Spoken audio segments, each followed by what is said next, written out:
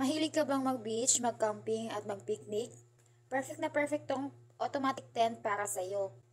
Magaan lang siya kaya hindi siya mahirap dalhin. Madali lang po siyang i-assemble at i-disassemble. Susundan nyo lang po yung ginawa ko.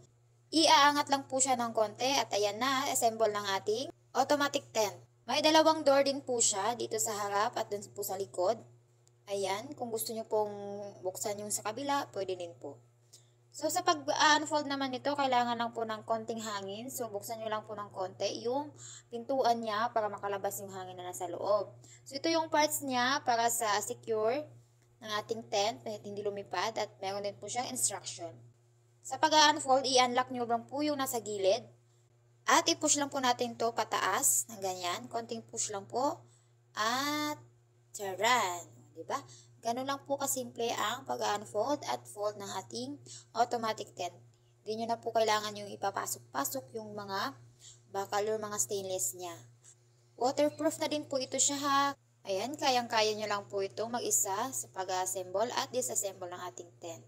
So, nasa ating comment section ang link nito. Click nyo na lang dyan. At meron dyan sa Shopee, TikTok at Lazada.